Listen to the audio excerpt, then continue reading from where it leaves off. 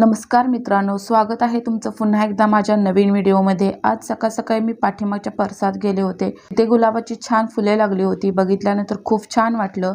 त्याच्यानंतर मी शेतात गेले। ही आमची वीटपट्टी आहे। हे बघा आमचं चिकूचं झाड, किती छान चिकू लागल्यात ना।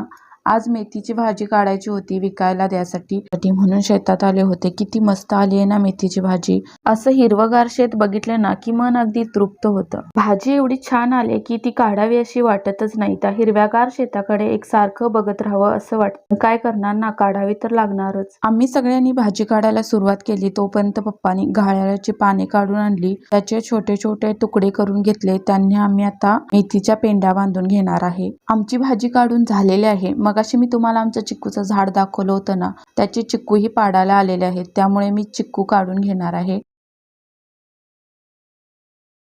हे पक्ष्यांनी चिकू खाऊन किती पाडल्यात बघा खाली। असे टोची मारून अर्धे अर्धे खाऊन खाली पडलेले आहेत। असो, त्यांचंही झाड आहे, त्यांनी काय खायचं ना मग। मी लहानाची मोठी गावातच झाले, त्यामुळे मला तिथलं वातावरण आणि गावातील जीवनशैली मला खूप आवडते। तुम्हालाही आवडते का गावाकडील लाईफ? कमेंटमध्ये नक्की सांगा।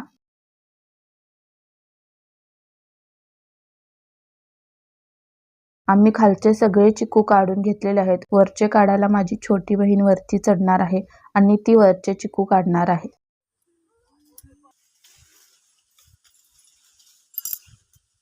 असे चिक्कूची झाडं आम्ही शेताच्या बांधावर कडेने लावलेले आहेत। आम्ही चिकू काढतोय म्हटल्यानंतर आमचा शिव काय शांत बसणार नाही।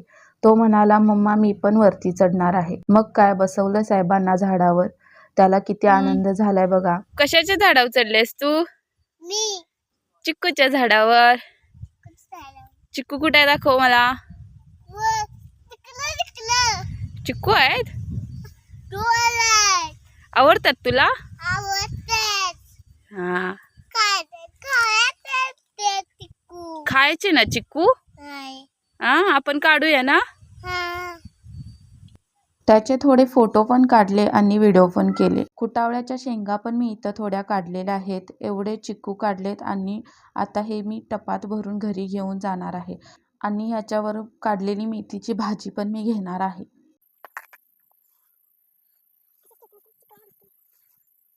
घरी आले आणि रात्रीच्या जेवणानंतर रियांश बरोबर थोडी मस्ती केली। अशा प्रकारे आजचा दिवस माझा खूप छान गेला। आजचा व्हिडिओ कसा वाटला कमेंटमध्ये नक्की सांगा आणि व्हिडिओला लाईक, शेअर आणि सबस्क्राईब करायला विसरू नका। धन्यवाद।